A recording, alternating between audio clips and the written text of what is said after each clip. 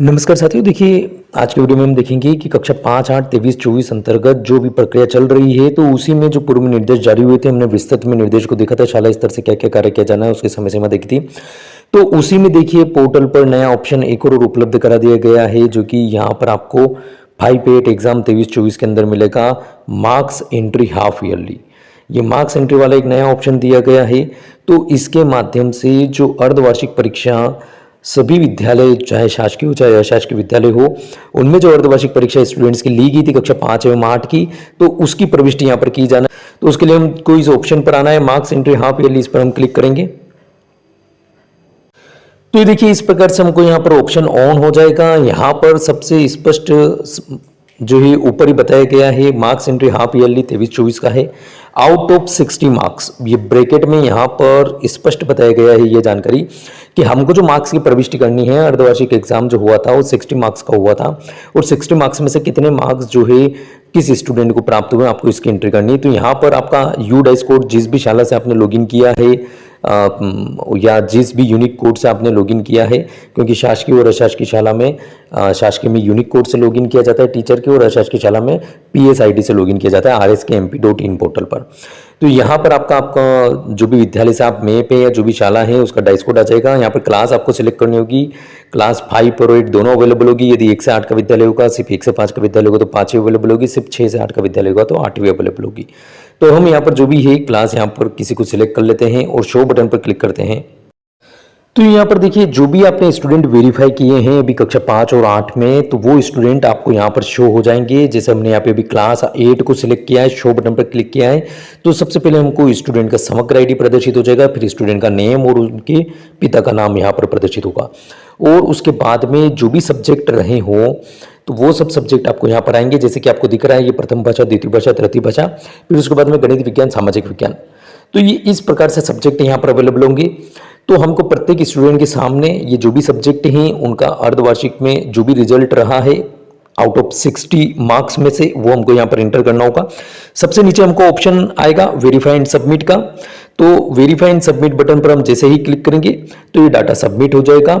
तो इस कार्य को हमको बड़ी ही सावधानी पूर्वक करना है, क्योंकि लास्ट ईयर भी ये कार्य किया गया था, लेकिन उसमें कुछ शालाओं द्वारा जो है गलत प्रविष्टि भी कर दी गई थी। तो स्टूडेंट्स का जो फाइनल रिजल्ट आ रहा था उसमें भी जो है बड़ी समस्या आई थी। तो हमको सावधानी पूर्वक ये कार्य करना है ताकि फिर वापस से किसी प्रकार के सुधार की आवश्यकता न हो। तो ये यहाँ पर आपको जैसे ही जो भी स्टूडेंट का मार्क्स एंट्री करना है, आपको वहाँ पर कर्सर लेके जाना है। कर्सर लेके जाएंगे, ये 0 जो आ रहा है बाय डिफ़ॉल्ट इसको आप हटा दीजिए। जो भी मार्क्स हो वास्तविक रूप से, तो आपको वो यहाँ पर जो है एंटर करना होगा। तो देखिएगा साथियों, इस प्रकार से हम मार्क्स के यहाँ पर जो भी मार्क्स है स्टूडेंट का एक्चुअल, हम अभी आपको एक ट्रायल करके बता रहे हैं, ट्रायल बेसिस के लिए, कि आपको तो सभी स्टूडेंट का जानकारी दर्ज करना है, एक साथ दर्ज करना है। चूँकि हाफ ईयरली एग्ज़ाम तो कभी से कंप्लीट हो चुका है, तो सभी कुछ जानकारी आपके पास में उपलब्ध है, अवेलेबल है।